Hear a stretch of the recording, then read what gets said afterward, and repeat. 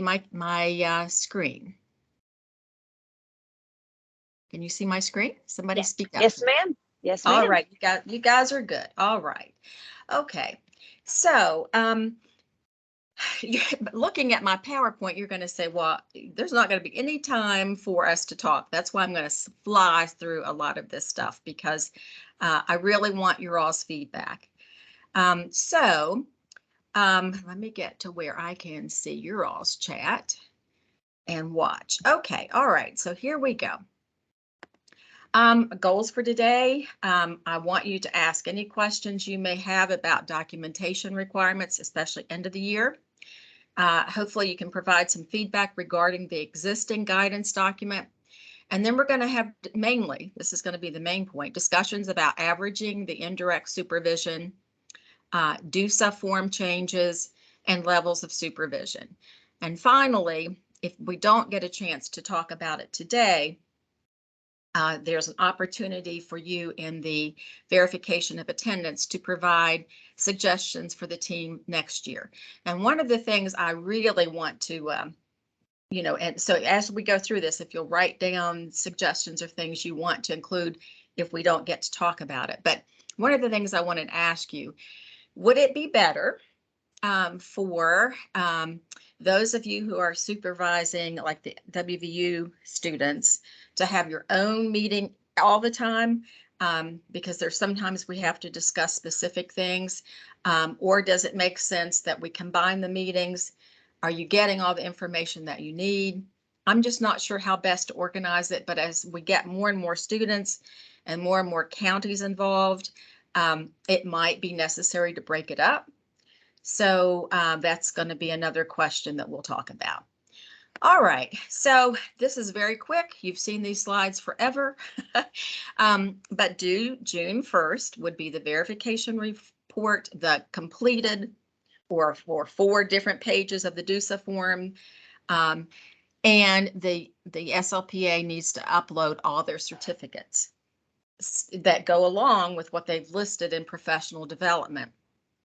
All of that is critical, and if any of that's missing, the authorization can't take place. So please remind your SLPAs to get this taken care of, and also remind them that there are 2 places where this information goes. One is in the shared folder, and in the shared folder, that's the only place where they can put their certificates of attendance. But also there's the SLPA team, and they need to upload and turn in all of this same information. The reason we have 2 different things is when the authorizations come through from the certification department, Leanne has to be able to tell rather quickly whether all the documentation is there and that the SLPA was supervised this past year, they got the professional development this past year, and we now have about 45 people. So it's a little harder, and the certifications start coming fast. And so, just remind them, and I will be after them if we don't have that information. So it's just easier to get it done. So just remember, you also have to look at your county policy and see if there's anything that they require as well. Your lead therapist may require that you provide the documentation. I'm not sure, that's a county thing. Please make sure that you include the DOOSA form. That's going to be critical. Also, make sure that you have all 4 9 weeks. And like I said, you can have 1 DOOSA form per 9 weeks, or all of them on the same form. Some of you put a lot of information in the DOOSA forms, and there's not a lot of room. And we're going to talk about maybe how to change that in a little bit. Remind your SLPAs that there really is no point for them to apply for the authorization until after all this information is uploaded and shared in both the teams and in the shared folder, because nothing's going to happen with their authorization until that's done. So sometimes some of them have started submitting their authorizations, their Form 38, and certification contacts Leanne, and she can't approve it because it's not the end of the year, and we don't have the verification reports. And some, and I get it, people wanting to turn in stuff and get it done and, be done. But, how could you turn in a DOOSA form? Like we had a couple turn them in the whole year, turn them in like early May. Well, you still have about a month of school left. So just tell them that, get it, but don't apply for the authorization until you've turned in everything, because it just gets kicked back or it gets held. And sometimes it gets held and then it gets lost, or not really lost, but it reaches a point where they can only hold it so long.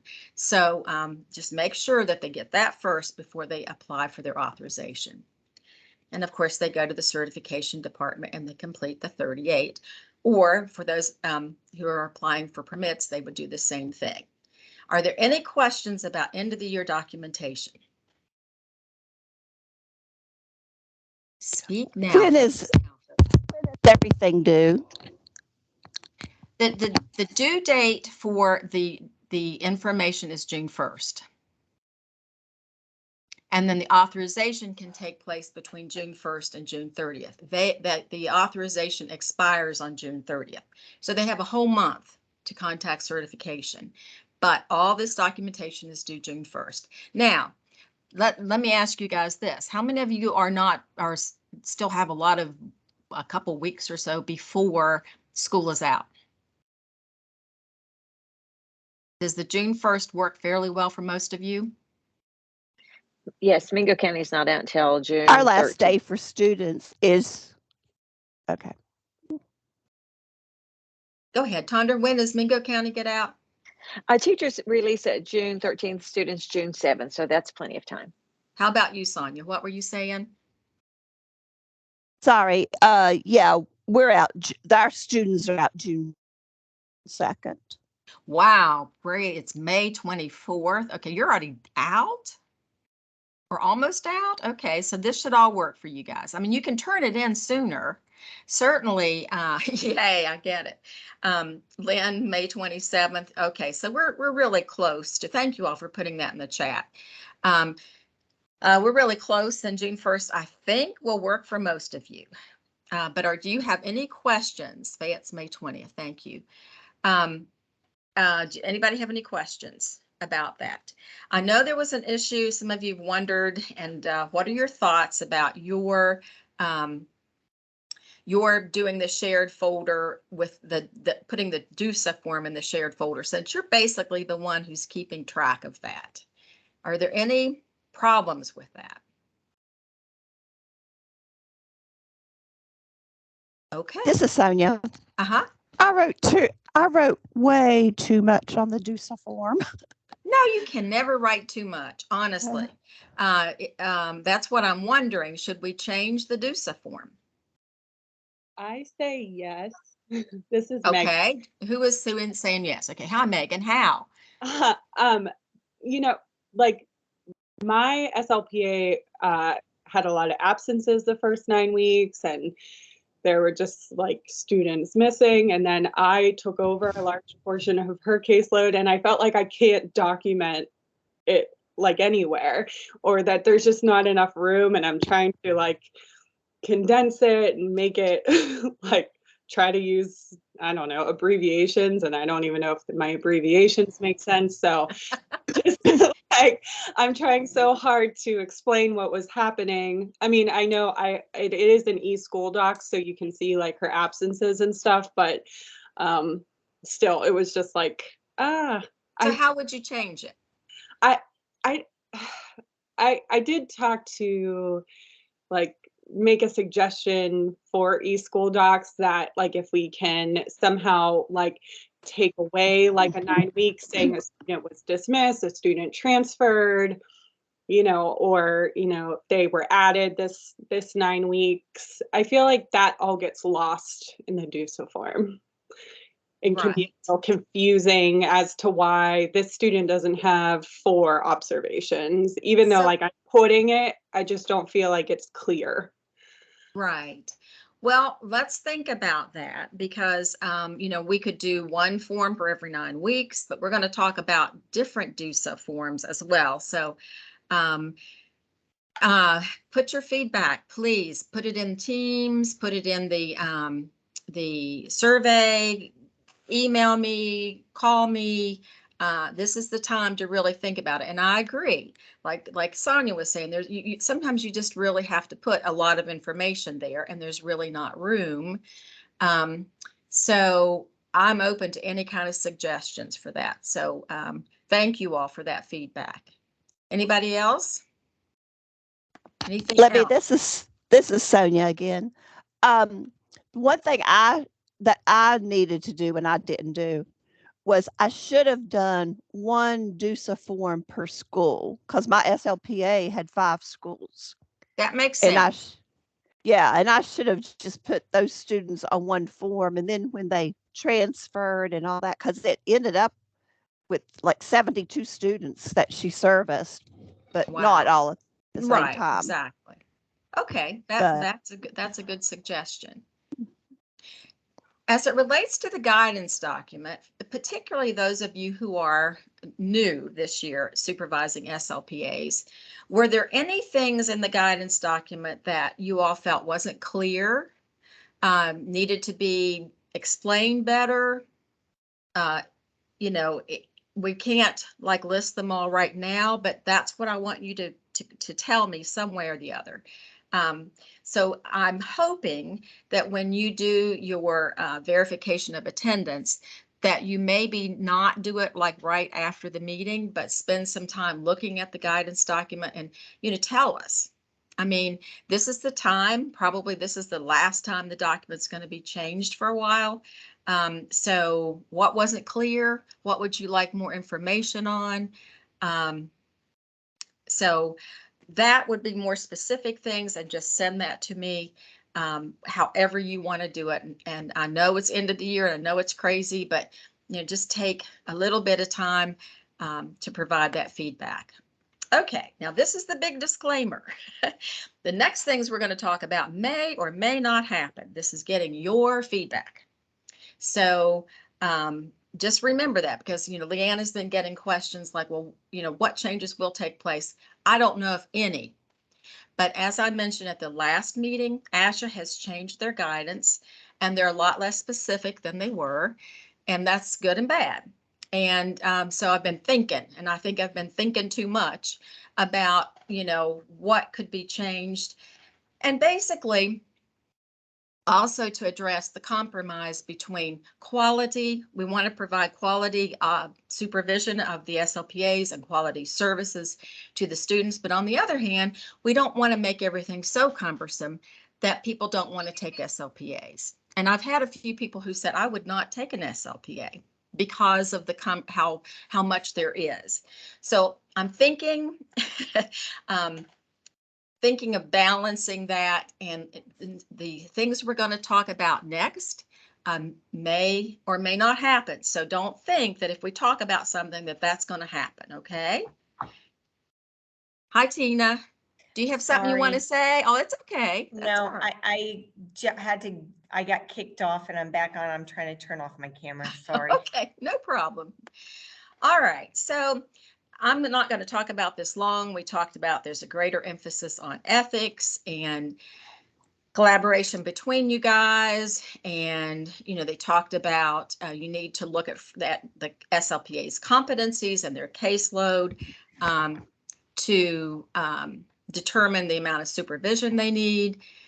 Evidence, you need evidence to show that you've thought about that kind of thing. And we've talked about, I'm going to have this PowerPoint posted for you guys so you can look at this details, but I want to get to the meat here.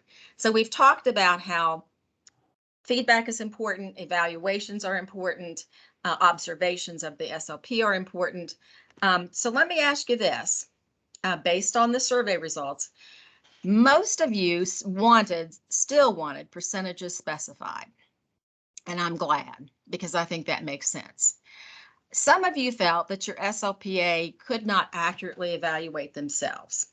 We don't know what we don't know, right? At least initially. And some of you thought there needed to be different levels of supervision specified based on whether the SLPA has a certification, their years of experience, and et cetera. And we sort of did that with the 90 days and the 20% the first 90 days and 10% later. But there are some other factors to consider. So I want to ask you this. This is just showing you the different things that can kind of justify what I'm going to talk about next. But I want to have a true confession. How many of you have actually used those evaluation forms to talk with your SLPA? Has anybody?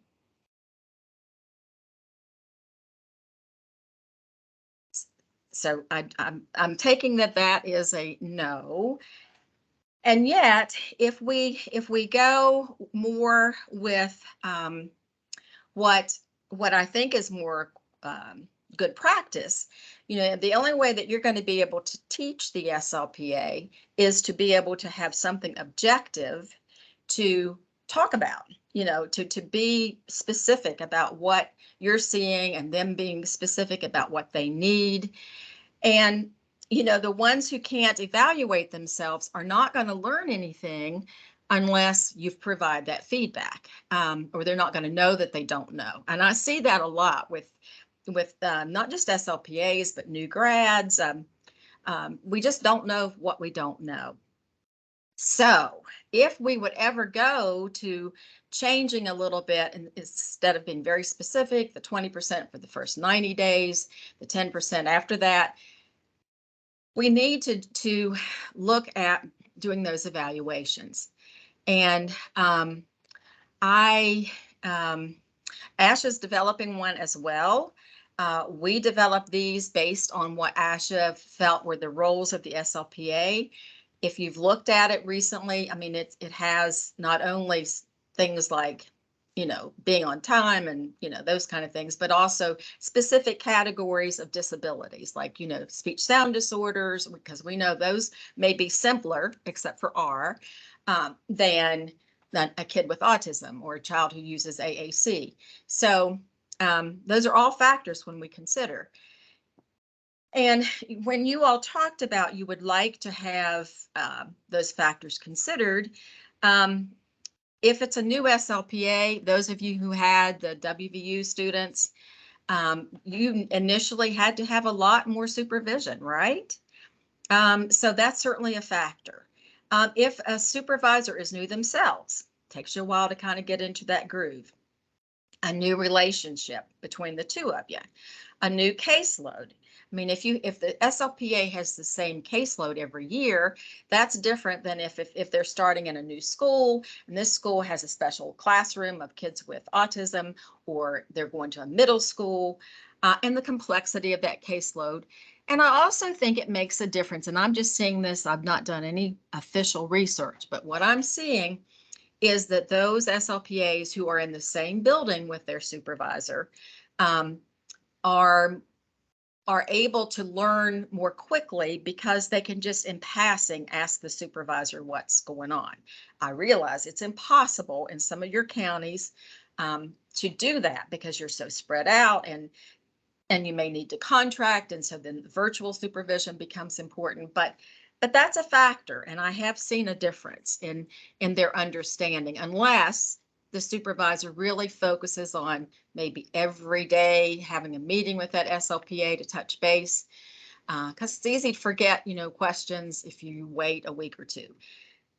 So I am wondering about a possible, and you can't see this, but a possible rubric that might help you consider this. And across the top, you might have the specifics about the SLPA, whether they're experienced, whether they are familiar with that caseload, specifics about the supervisor. And I'm sorry you can't see this, but I will post I did this rather quickly, and it's certainly not etched in stone, but whether looking at the caseload, is it new? Is it mainly speech sound disorders? And access, how much access does the SLPA have to their supervisor, and how? So a rubric might be a way to be able to address the idea that there are different levels. I don't see supervision getting any less than 10%. I just don't, of the direct supervision and the indirect. But we know that initially, some of these new students need more than even 20%. And somehow that needs to be validated, so that if you talk to your special ed director and you say, well, they're not ready, they need that, you might have something to back you up. So just that being said, what would you guys think about doing a rubric? Would that help you, or do you still want to stick with the 20% and 10%? I'm throwing a lot at you really fast, I know, but anybody have any comments? Do you just want to keep it the same? Yes? I like the rubric. The thing is knowing how to break it down. So here's my question. I know you guys are getting ready for summer break, and goodness gracious. Hi, Nikki. Are you going to join us? You going to say something? Yeah, I was just gonna say, well, I forgot I have my camera covered. Sorry. Hey. Hey, yeah.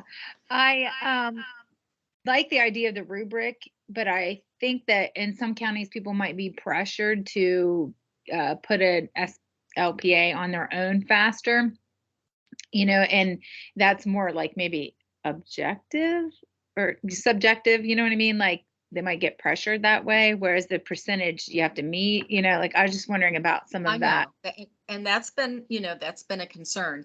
Now, one of the things, you all can't see the little print, but one of the things I did put on there was, if you look at the evaluations and the levels of direct and indirect supervision, there are levels. And so I did specify, like if they were at a 2 and a 3 where they need lots of suggestions and feedback, then that's a different level than if they're at 4s and 5s when they're pretty independent. But I agree with that. I'm wondering, I hear you, Nikki, and I am concerned about that as well. But I'm also concerned about people not necessarily needing as much supervision, or people needing more supervision, and how to adjust for that, because there's so many factors that we have to consider. So my question about the rubric. Hi, Megan, you going to say something? Thank you. Yeah, I was just going to say, because I had a WVU student, there was just not an understanding of the program and the skill level and by my county. So there was just a large number. They just expected them to be able to do what others had done before. And I don't know if that can be conveyed better to counties, because that was a battle in itself, trying to get them to recognize their skill level and what they were capable of, on top of also the workload that they had with the schoolwork. I think there was just a lot of miscommunication between WVU and the county. I agree, and that is going to change. I know we recognize that a lot has been learned from this first year, and yes, especially the directors or superintendents will have more information and be able to expect that.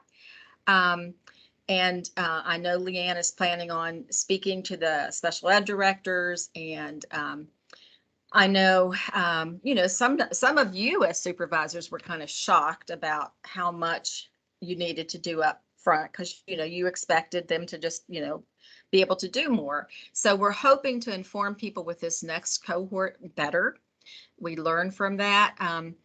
But that being said, should it automatically say that for these new students, they have to have so much supervision?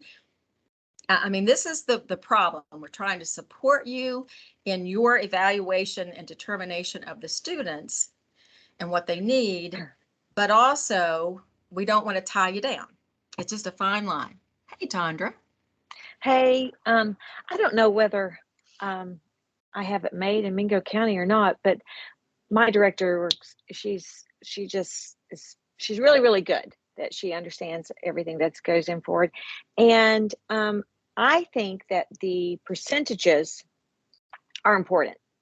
That gives me, I mean, I sometimes at the beginning I was supervising Joanna a lot more, even more than 20%, because she's new. Yes. And she needed a lot of support. And so we kept going, and I just feel like that it's the supervisor can read, as long as they have that good communication. So I like the rubric, but I like the percentages as well. And you have to be able to read your SLPA and have a good communication. So I'm a little torn about Oh, I know. which one I like, but I do like the percentages. I do. Well, That gives me a goal. The ones on the left, you all can't see, are percentages. So like at 20+% is going to be the new student, and maybe the student whose supervisor is not in the school with them, and then it goes down. So it does specify to a certain extent, but then the question would be, if the percentages are correct. I mean, I'm just at a loss, but I'm trying to look at the factors and also the the realities. I have another comment. I'm sorry. I also think, well, like I definitely like the percentages. It keeps me on track too, and I could see how the rubric would be beneficial. My mindset just kind of became of this is the SLPA is a grad student on steroids. And so I kind of took my supervision like as that, and I'm virtual, and she's on site, but she ended up becoming my facilitator. So she got to observe me, participate in my sessions. And so it was more of that like educational. And my opinion is that like that should be happening for these new people. At least maybe part of the semester, almost like you do when they're on their externships, and like slowly wean them off you and then give them more and more responsibilities of their own. So let me ask you guys this. And I know, Sonia, you've got something to say, but we've only got 2 minutes before I have to go to the SLPA meeting. So one of the suggestions you might need to make is that we have hour-long supervisor meetings. I just hate to take more of your time than what I have to, but we've got so much more I'd like to discuss. A lot more questions and a lot more feedback that I need from you guys. So I will post the PowerPoint. And I'm also going to ask you guys if any of you are willing this summer to kind of let me bounce ideas off of you, get some feedback about a possible rubric. Nikki, you don't mind an hour meeting. That's where the 3-to-1 works. You're right, Santandra, exactly. We didn't get through half of what we needed. And I've got 1 minute, and I'm so sorry. But, I'm glad to see you all are talking. So how do you want to follow up? Do you want to an hour-long meeting? Okay. Here's what I want you to do. If you're interested in meeting some more before you get out of school, let me know. I might set up another one. So because we've got to talk about also one of the things that someone suggested, which I think could change, is looking at averaging the indirect supervision. Instead of saying every week you have to indirectly supervise every student or the SLPA, because sometimes you're busier than others. It should start sooner. Okay, Tina, thank you. Okay, I'm sorry, but good feedback. That's really what I want to know. So I'm going to put the post in here. I'm going to post your verification form. I know Sonia, I see. What would you like to say? Just real quickly, I don't think WVU or the county, I don't think they should give those SLPAs doing their master's degree a full caseload. Right. That And makes no sense to me. yes. 1 hour contact over summer, start meeting earlier. 1 hour okay. So you're saying, Karen, you could do 1 hour. Thank you, Sonia. You're saying you Mhm. could do 1 hour this summer? Is that what you're saying, Karen? Start early or okay. Okay. All right. Well, those are good. Good feedback. Put all that information in there. Tell me if you're available, what you'd like to do, how you want to be involved. I apologize. I just I planned too much and I didn't talk much this time really, so I'm doing better. But anyway, I want to thank you guys for all that you've done. We couldn't do it without you guys.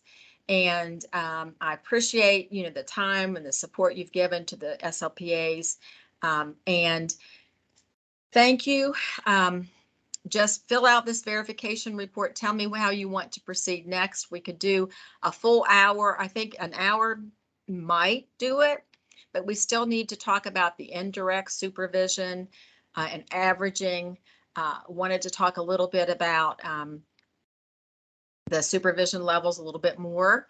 But I would really appreciate feedback on a possible rubric, maintaining the percentages, so that you have something that you can present to your director, but giving a little bit more flexibility within the levels. And this may or may not happen. I mean, this is when I discover all the ramifications of one change, and it may just be nothing at all. Okay, good. Thank you, Amy. And anybody else who who says that you can, would be willing, just let me know. All right, guys, have a good summer if I don't see you, but please provide as much feedback as you can. Everybody get the form? Okay, I'm going to have to go, but I'll see you guys. Happy summer.